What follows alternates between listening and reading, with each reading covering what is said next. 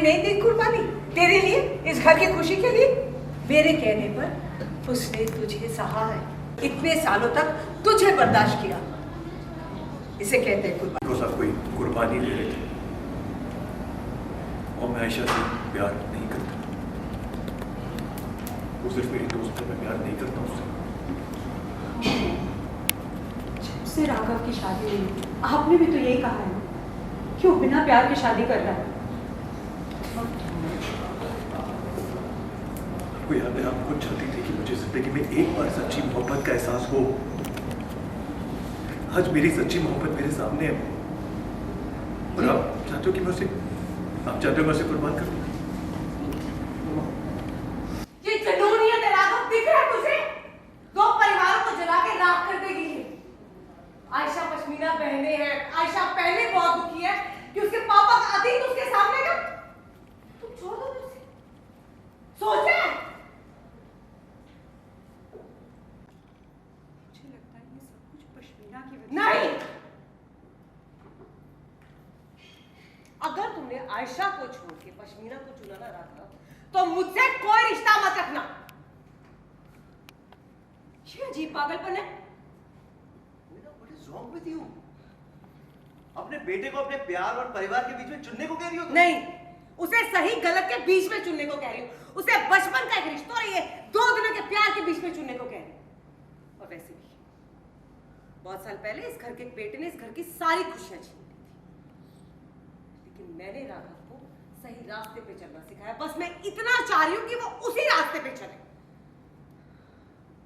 अब तो खुद देख रहा, तुझे क्या चाहिए? पश्मीना? क्या गलत हो रहा है ये गलत हो रहा है।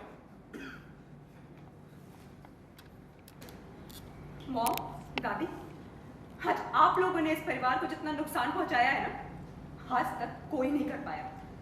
I can't believe you, Mom.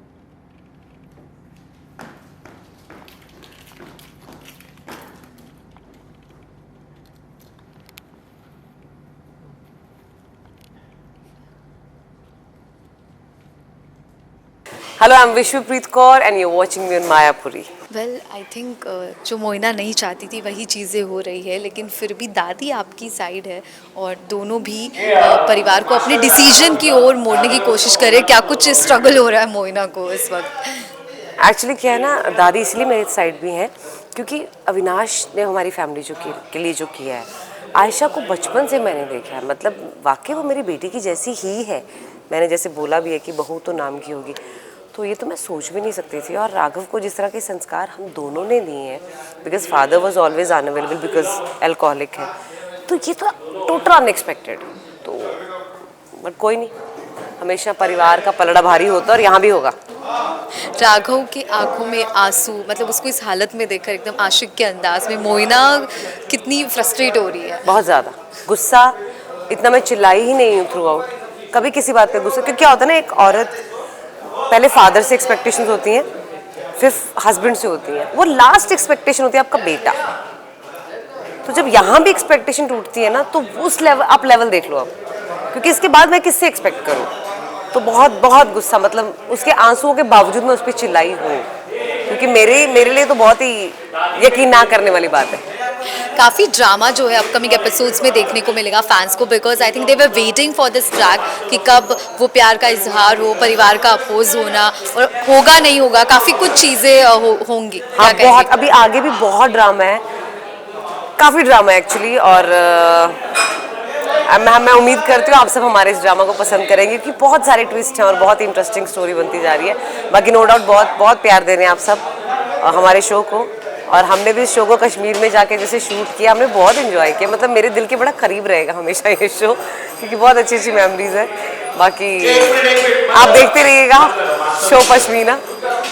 Just lastly pashmina Ayesha, right? तो फिर कहीं ना कहीं आयशा आपकी चॉइस है, तो आयशा को भी जब चीज़ें बदल तो कुछ प्लानिंग, कुछ चीज़ें सोची है मोइना ने? देखो, मैं आयशा मेरे इतनी करीब है कि सबको पता है उसकी मॉम बचपन में चली गई थी, तो मैंने उसको मतलब बचपन से देखा है।